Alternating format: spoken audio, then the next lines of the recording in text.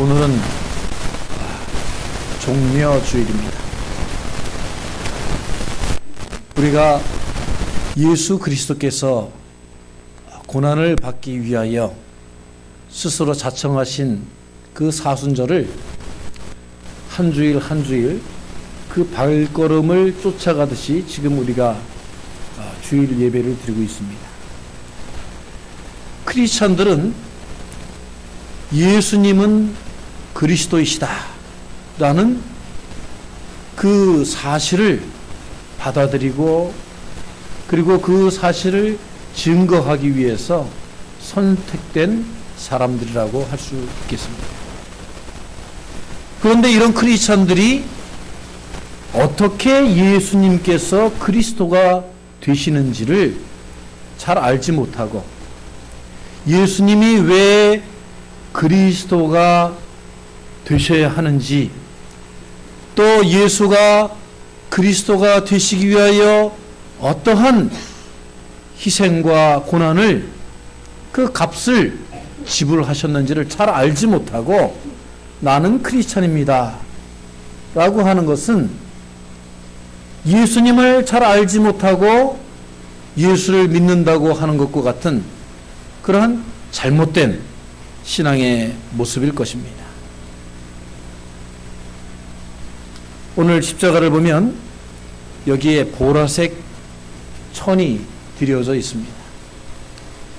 이 목사의 스톨도 보라색이고 모든 교회 장식이 보라색으로 되어 있습니다.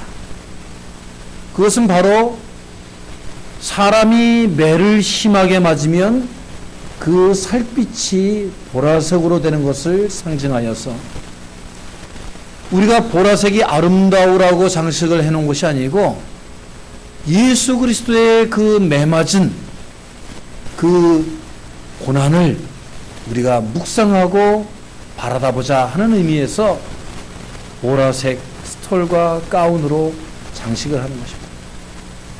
그래서 십자가에 달린 저 천은 바로 예수님의 몸을 상징하는 것이죠.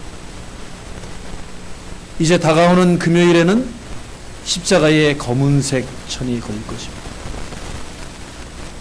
그리고 3일 후 부활절에는 새로움을 입으신 예수 그리스도의 몸 흰색 천이 걸릴 것입니다. 예수, 제수스라고 하는 예수라는 이름은 여호와는 구원이시다 라는 예수아라는 그러한 이름에서 근거한 것입니다.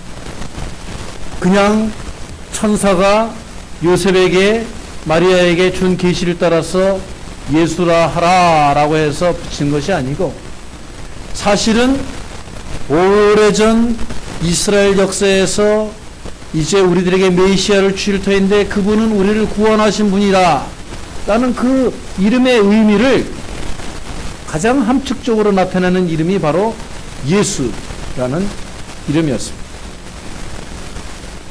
그러면 그리스도라고 하는 말은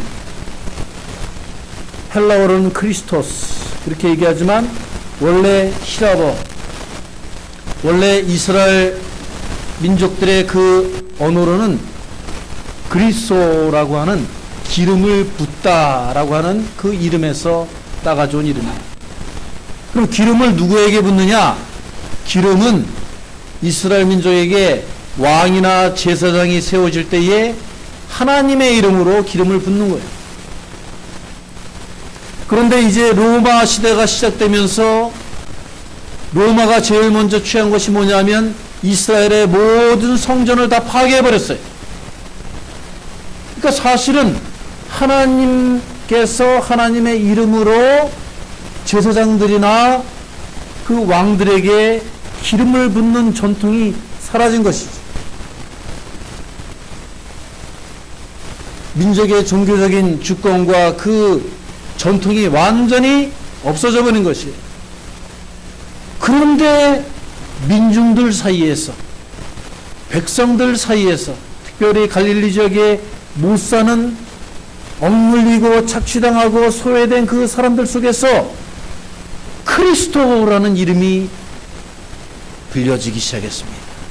그 이름이 바로 예수라는.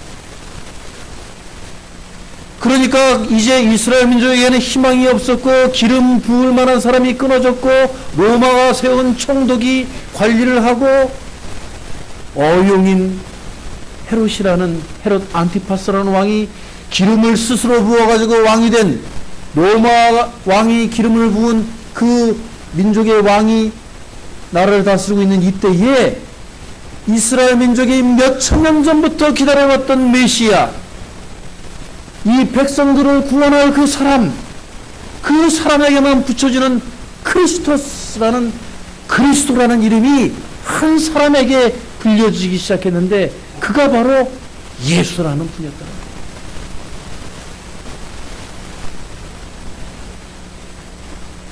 희망이 없고 우리에게 올 메시아는 정녕 없는가 절망 가운데 있는 그 사람들에게 예수라는 분이 나타나서 그리스도가 되신 것입니다. 그러니까 바로 이 사실 때문에 예수라는 분이 태어났다고 하니까 헤롯이 어린아이들을 다 죽이고 그를 죽이기 위하여 대제사장들과 사두개인들과 바리새인들을 매수하여서 예수를 죽이려고 끝까지 노력했던 것이에요. 그런데 중요한 것은 사람들이 그렇게 그리스도라고 부른 그 사실도 무섭고 힘든 것이었는데 이 헤롯이나 로마의 총독이나 그리고 서기관들, 바리새인들, 이 자기들의 모든 권한과 자리와 부를 빼앗기고 싶지 않은 이 사람들에게 더욱 무서운 것은 예수님께서 바로 내가 그리스도시다, 내가 바로 그인이라 하고 인정하시니까 그들로서는 하나님의 계시가 이 사람을 통해서 이루어질까봐 두려워하고 그를 죽일 수밖에 없었습니다.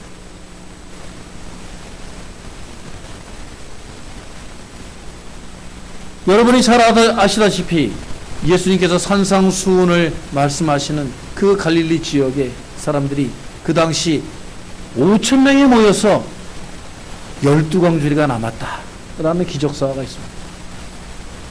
수요예배 성경 공부 시간에 제가 말씀드렸지만 그 당시에 여자들과 아이들을 숫자를 세지 않으니까 남성들만 숫자를 세서 5,000명이면 모인 숫자가 대략 12,000명에서 15,000명이었다고. 그러면 예루살렘 거주 인구가 많이 잡아야 30,000명, 25,000명이었는데 이 인원들이 예루살렘에 기다리고 있던 예수를 기다리던 군중들까지 합하면 무려 18,000명 내지 20,000명이 된다는 성서학자들의 연구 결과가 있어요. 그래서 예수님이 들어가서 예루살렘 성전에 들어가서 호산나하고 사람들이 그 길에 옷가지를 깔고 종려나무 가지를 흔들고 하나님 예수 우리 왕이시여 하고 불렀지만 로마 군인들이나 아무도 그를 제지하지 못했고 성전에 들어가서 예수님이 모든 것들을 다 엎으시고 깨끗이 하실 때에 그를 지켜볼 수만 밖에 없는 그런 상황이 연출됐다는 겁니다.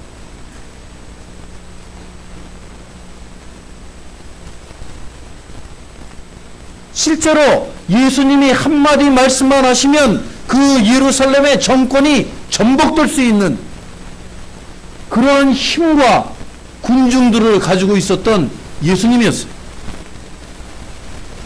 그런데 예수님은 그 성전에 올라가시면서 자신의 힘과 권력을 탐하는 욕심으로 올라가시지 아니하고 그 예루살렘에 내가 죽으러 올라간다 라고 말씀을 하셨습니다. 왜 그러셨을까?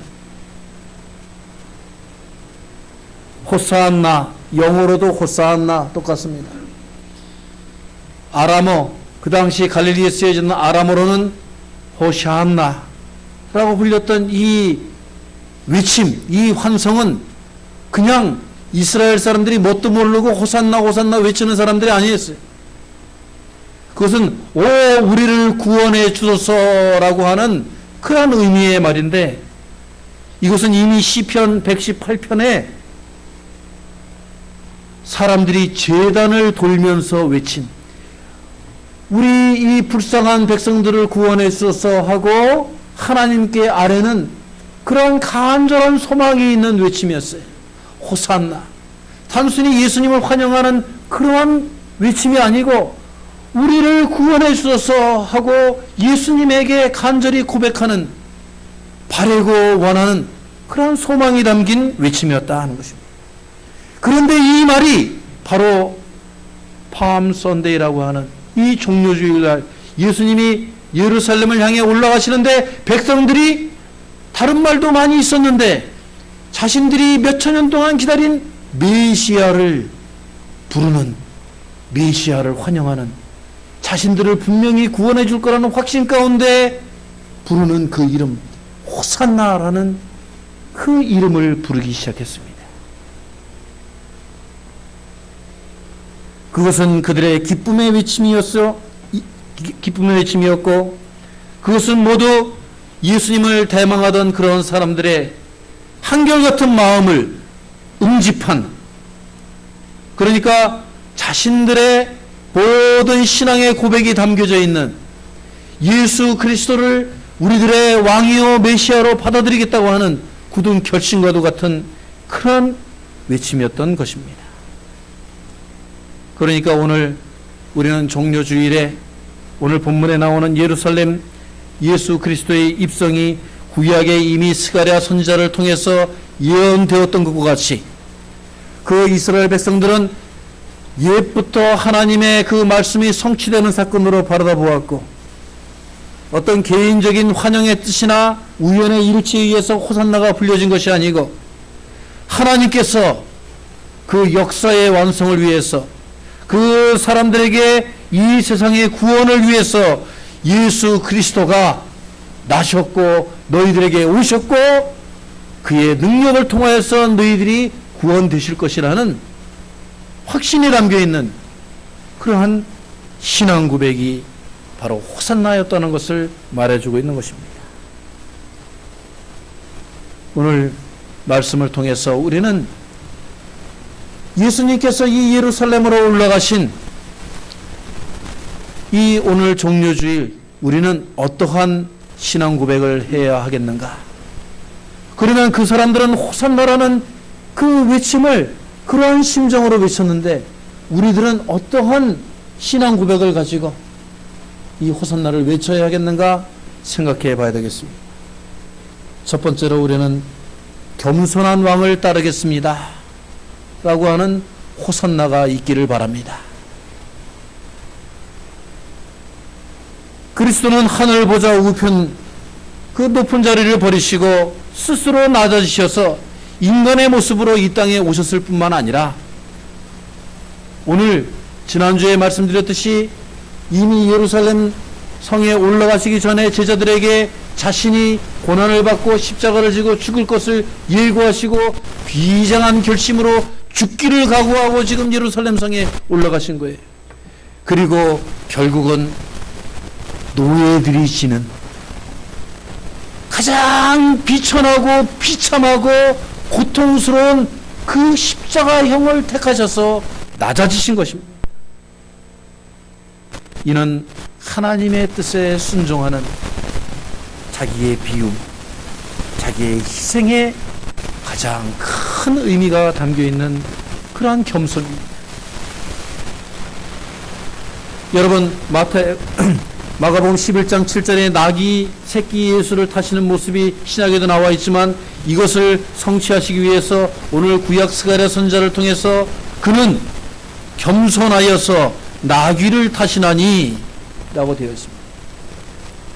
예수님께서는 하나님의 구약을 통한 그 예언을 성취하시기 위해서 나귀를 타신 거예요. 그냥 말이 없어서 여러분 예수님을 따르던 그 많은 무리들 가운데 부자가 없었겠습니까?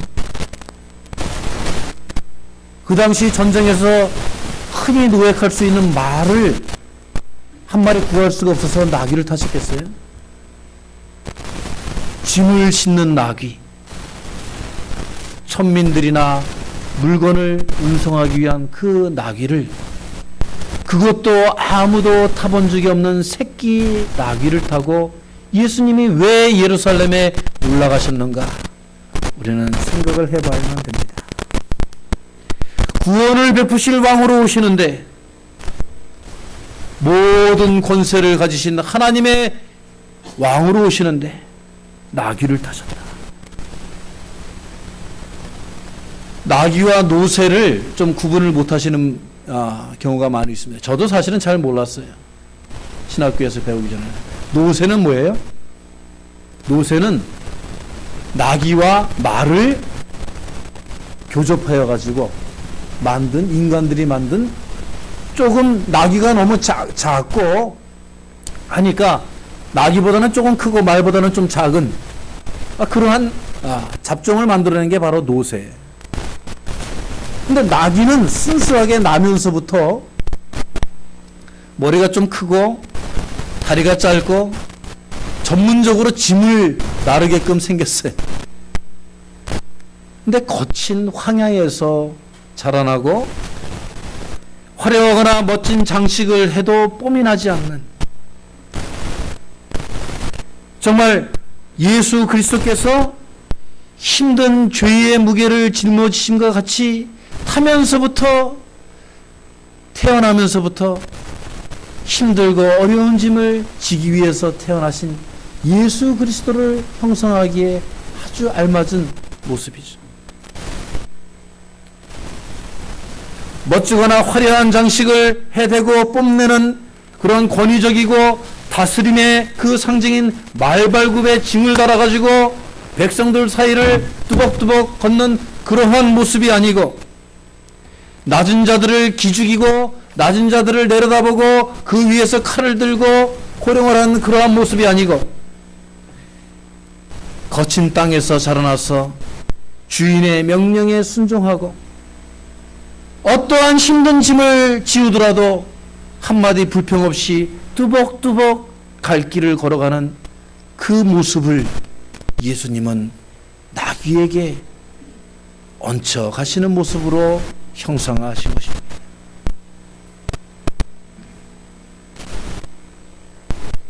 우리 인간들은 때때로 나귀는 멍청하다고 그렇게 말들을 합니다. 그런데 실제로 나귀를 연구한 사람들을 보면은 나귀는 굉장히 현명하대요. 나귀가 굉장히 똑똑하고 또 나귀는 부지런하답니다.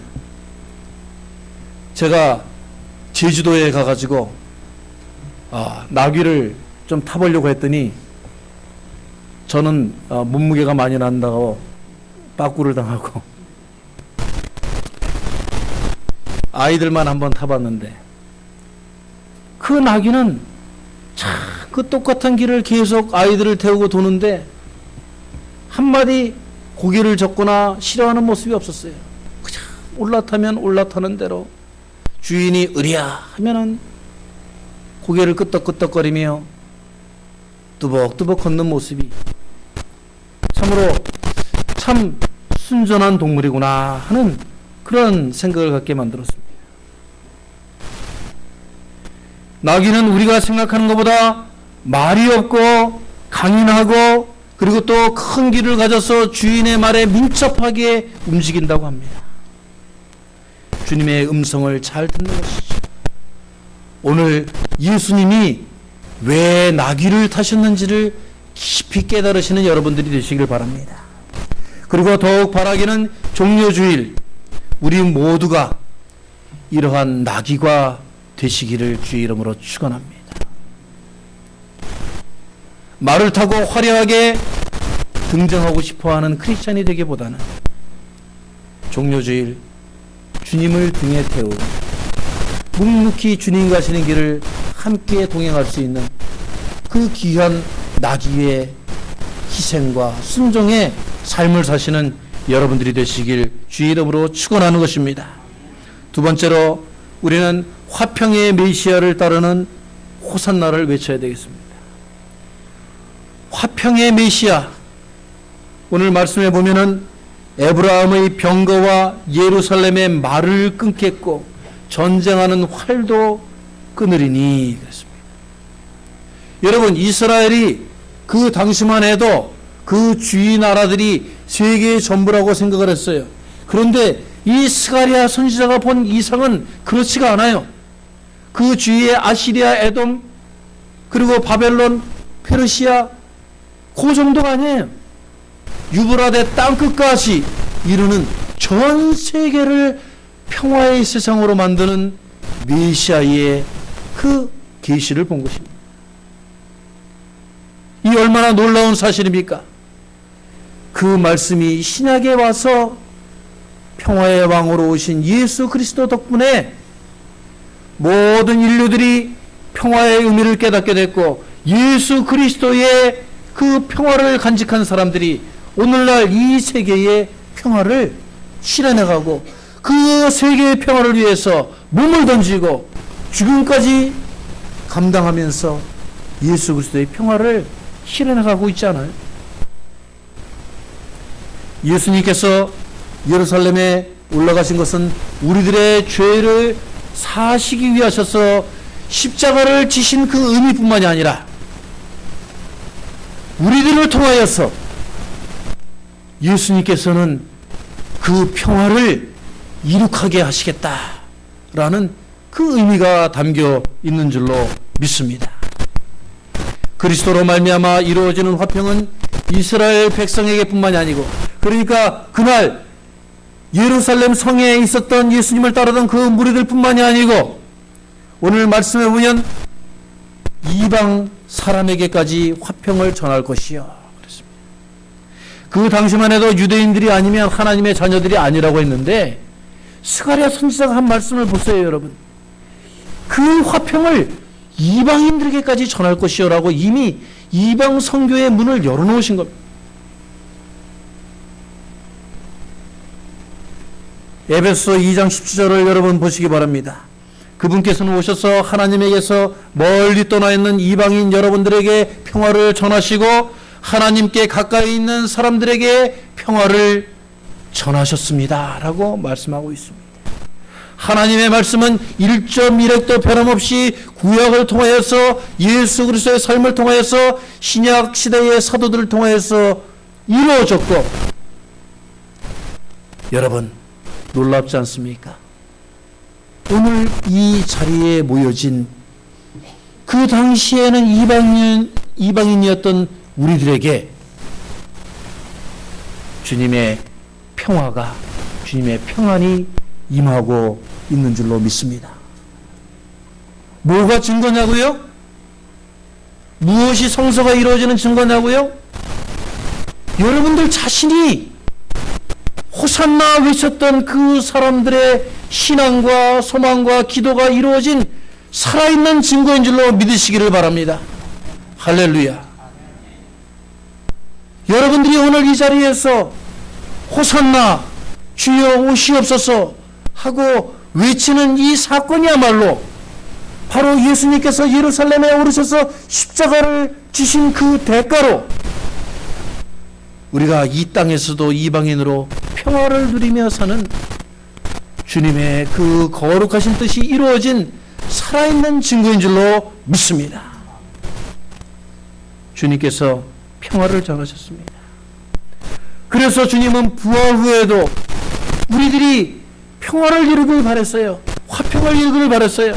그래서 부활 후 나타나셔서 제자들에게 처음 하신 말씀이 무엇이었습니까? 너희에게 평강이 있을지어다. 할렐루야. 오늘 종려주일에 평화의 왕으로 오신 주님이 여러분들에게 평강을 허락하시기를 기원합니다. 우리가 종려주일을 맞아서 이 자리에 모이는 것, 이것이 바로 호산나의 그들의 신앙이 우리들에게 전수된 것이고, 우리가 주님의 발자취를 따라 걷는 이제 돌아오는 금요일에 우리가 온 교우들이 지켜야 될 성금요 예배에 바로 하나님께서 임재하시는 역사입니다. 주님께서는 우리들에게 평화를 원하시는데 우리가 잊지 말아야 될, 오해하지 말아야 될 사실이 있어요. 사람들은 평화, 화평 그러면 자기 자신을 제외하고 생각을 해요. 다른 사람들끼리 나와는 상관없는 세상이 평화를 이루면 내 평화가 이루어진다고 생각을 합니다. 그러나 아니에요. 예수님께서는 우리들에게 평안을 선물로 주시고 십자가를 통하여서 화평을 이루셨는데 그것은 바로 나와 하나님과의 화평이 먼저 이루어져야 되는 것임을 말씀하고 계십니다. 십자가의 위아래는 하나님과 우리와의 화평을 말하는 것이고 가로는 우리와 이웃들과의 화평을 말하는 것인데 가로 나무막 하나만으로는 이 십자가가 서 있을 수가 없는 것입니다. 우리가 세상적으로 아무리 평화롭게 살고 우리가 인간관계가 좋고 주고받는 것이 똑똑하고 아무리 깨끗하게 산다 할지라도 우리가 하나님과 나와의 화평이 없이는 이 십자가가 서 있을 수가 없는 것입니다. 하나님과 내가 먼저 평화를 이루어야 돼요. 화평을 이루어야 돼요.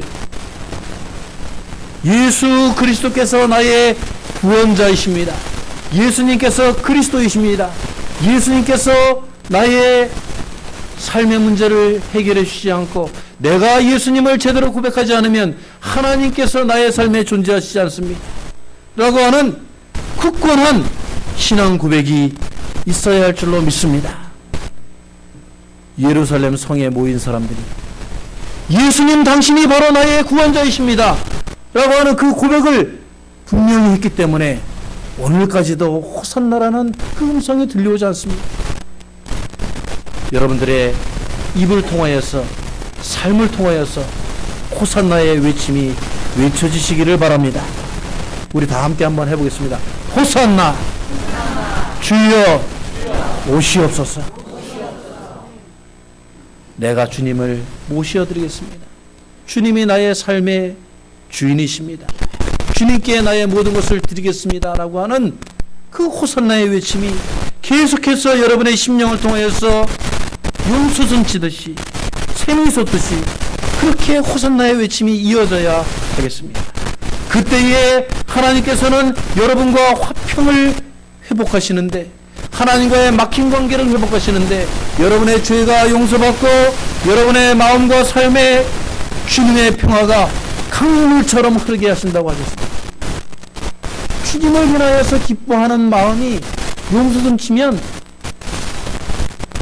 다른 사람과 싸우고 싶어도 싸울 수가 없어요. 내가 하나님의 사랑을 깨닫고 체험하고 감사가 넘쳐나는데 기쁨이 넘쳐나는데 내가 어떻게 싸우고 내가 어떻게 불평하고 거기에 하나님의 역사가 임하는 것입니다. 우리가 변하면 나의 가족이 변하고 이웃이 변하고 세상이 변하는 것입니다. 종려주일 하나님께서 이 화평의 호산나를 우리에게 주신 줄로 믿습니다. 이 종려주일은 옛날에 있었던 사건을 그저 회고하고 그 사람들을 기억하는 그런 사건이 아닙니다. 오늘 이 호산나의 사건이 예루살렘에서 벌어진 호산나 외치는 그 외침이 우리 공동체의 입을 통하여서 삶을 통하여서 제자들의 그 입을 통하여서 여러분들이 예수님을 따르겠습니다라고 하는 그 신앙 고백을 통하여서 다시 재현되는 재생되는 그런 사건이 될 줄로 믿습니다. 그때에 우리들은 예수 그리스도의 희생의 정신을 가지고 예수 그리스도의 평화의 정신을 가지고 이 세상에 나가서 예수 그리스도의 씨앗들로 디딤돌로 그리고 분쟁이 있는 곳에 화평의 메신저들로 프란체스코 성자가 고백하였듯이 주여 우리를 평화의 도구로 써 주시옵소서. 라는 그러한 신앙 고백이 그러한 기도가 울려 퍼지는 우리 메릴랜드 제일장로교회가 될 줄로 믿습니다. 호산나 주여 오시옵소서. 함께 외치며 주님을 우리 마음속에 삶 가운데 영접해드리는 그러한 귀한 주일이 되시기를 주의 이름으로 축원합니다. 함께 기도하겠습니다. 하나님, 주님께서는 이제 죽음을 앞에 두시고